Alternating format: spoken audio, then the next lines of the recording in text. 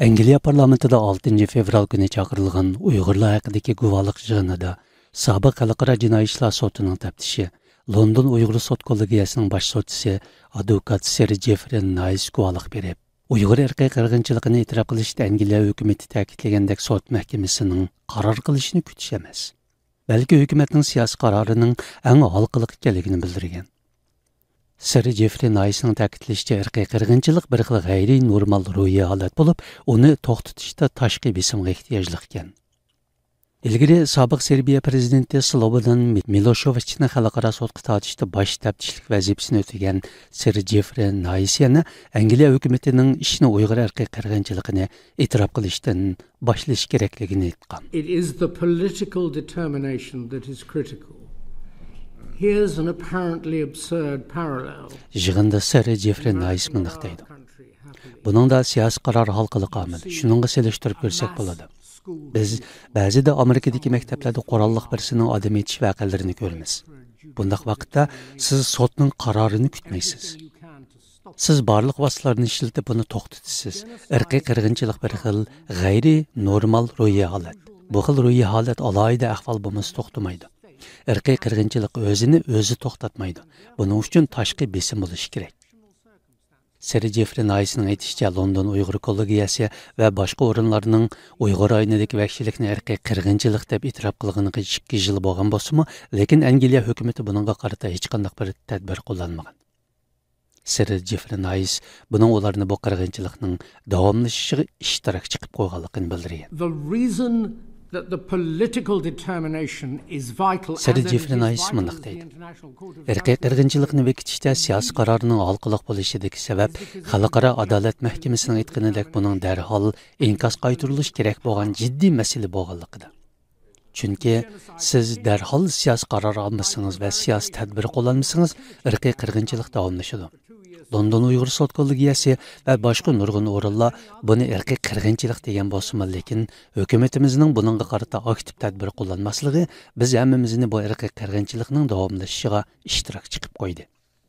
Angliya hukumati BDT va boshqa xalqaro sahnalarda Xitoyning Uyg'ur aynidagi vahshiyligini qattiq tanqid qilib kelgan bo'lsa-mu, ammo Angliya parlamenti e'tirof qilgandek, Xitoyning Uyg'urlarga irqiy qirg'inchilik qilganligini rasmiy e'tirof qilmaslik, shundaqla Uyg'ur majburiy emgak mahsulotlarini cheklamaslik bilan ayblanib kelgan.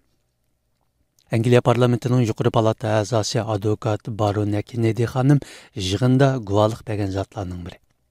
Kennedy xonimning ta'kidlashicha, Uyg'ur aynining hozirgi vaziyat taraqqiyotida oilalarning parchalanishi ko'paygan, uzun yillik qamoqqa hukm qilinganlarning soni ortgan, Uyg'ur naposi manfi ko'payish ko'zlangan. Family separation is on the rise. Barona Kennedy mundaq deydi. Oilalarni ayirib etish ko'paygan, uzun yillik qamoq jazosiga hukm qilinganlar ortgan, bolalar davomli yotoqliq maktablarga yo'llanmoqda. Balalar diniy va madaniyat an'analaridan mahrum qilinadigan bu yotoqliq maktablarning ko'payayotganligi ma'lum. Biz erishgan dalillarda ma'lum bo'lgandek ayollarni majburiy tug'mas qilish va majburiy bola tushirish sababidan Uyg'ur naposining ozlashga qarab manganligini bilamiz. Barun Kennedy'ning qayd qilishicha, Uyg'ur aynida davlat homiyligidagi majburiy emgak programmasining ko'lami kengaygan bo'lib, buning oqibati Angliyaning ta'minlash zanjiriga berib taqalmoqda ekan. U Xitoyning bu harakatining xalqaro odil raqobat muhitiga buzg'unchilik qilayotganligi, Angliyaning buningga tadbir qo'llanishi kerakligini bildirgan. Really, I want to draw to the committee's attention that China is holding our supply chains. Barun Kennedy mundaq deydi. Men haqiqatan komitetning diqqatiga shu nuqtani sunmoqchi. Xitoy bizning ta'minlash zanjirimizni qo'lga olib oldi.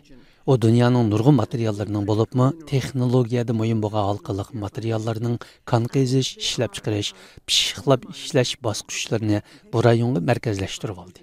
Ular majburiy emgakni ishlatish, shirkatlarga qo'shimcha yordam berish, ishlab chiqarish jarayonida muhitni vayron qilish orqali yer shari raqobatga buzg'unchilik qilmoqda. Meningcha biz buningga qarata tegishli inkos qaytarishimiz kerak.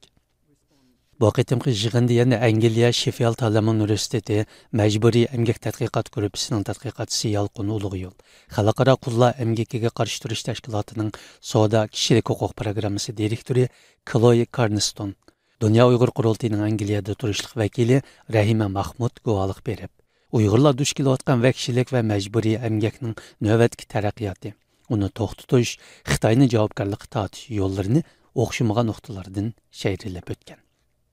Yig'inda Yalqın Uluğ Yo'l Xitoy hukumatining Uyg'ur rayonida emgak tekshirish ilib berishni qiyinlashtirib qolmay, Xitoy shirkatlarining mahsulot kelish manbasini yo'shirish uchun har xil aldamchiliklarni qilayotganligini bildirgan. Because of the international pressure, the Chinese manufacturers are also trying to Yalqın Uluğ Yo'l mundaq deydi.